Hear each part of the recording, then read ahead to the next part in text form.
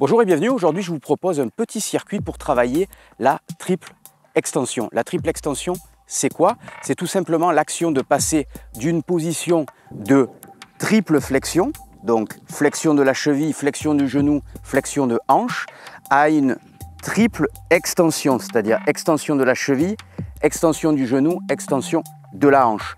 Donc ce sont des actions qu'on retrouve énormément dans tous les mouvements, dans toutes les pratiques sportives.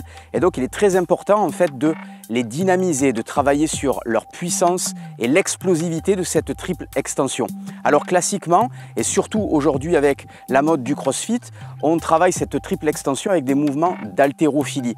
Le problème, c'est que bien souvent, et surtout pour des gens qui ont plus de 30 ans, qui commencent à avoir des douleurs au niveau du dos, des douleurs au niveau des épaules, des douleurs au niveau des hanches, ce genre de mouvements, les mouvements d'haltérophilie comme l'arraché, le clean, le jerk, etc.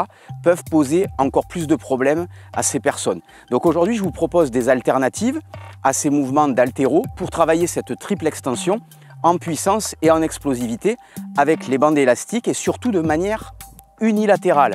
Pourquoi? Parce que dans la majorité des actions sportives, on retrouve cette triple extension, un pied après l'autre, une foulée après l'autre, un changement de direction après l'autre. Donc c'est très important de les travailler de façon unilatérale pour se rapprocher le plus de la gestuelle sportive. Je vous retrouve tout de suite pour la démonstration des exos.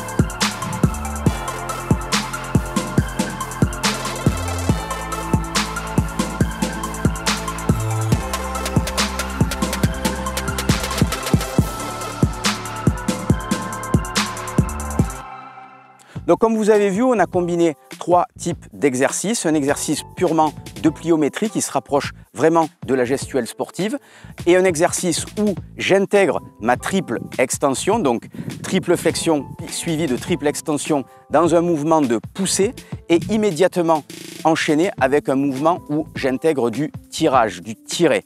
Donc de cette façon-là, on a vraiment un équilibre agoniste-antagoniste sur les différents schémas moteurs et on garde le corps en équilibre, on diminue le risque de déséquilibre musculaire et justement on diminue le risque de blessure.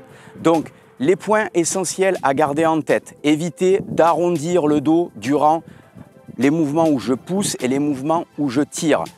Essayez de maintenir le plus possible l'alignement tête, épaule, colonne, bassin et flexion de hanche. Je vous rappelle que la flexion de hanche, c'est vraiment ici que ça se joue et j'essaie de garder cet alignement tête, épaule, colonne, bassin, de manière à bien distribuer mon stress sur ma cheville, mon genou, ma hanche et bien charger mon fessier. Bien étirer, charger les muscles de la fesse pour pouvoir les utiliser dans le mouvement explosif.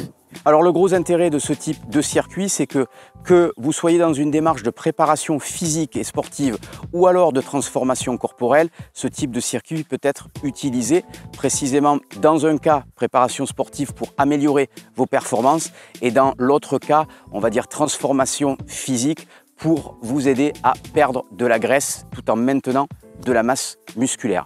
Si vous voulez avoir d'autres circuits du même type, plutôt orientés préparation physique et sportive, je vous conseille mes programmes MEP. Et puis bien entendu, pour changer de physique, gagner du muscle, perdre de la graisse, c'est plutôt le programme Physique au Top que je vous conseille. Dans tous les cas, pour retrouver l'ensemble de mes livres et de mon matériel, poignets, bandes élastiques, sangles d'attache, etc. C'est sur le www.christophe-cario.com que ça se passe.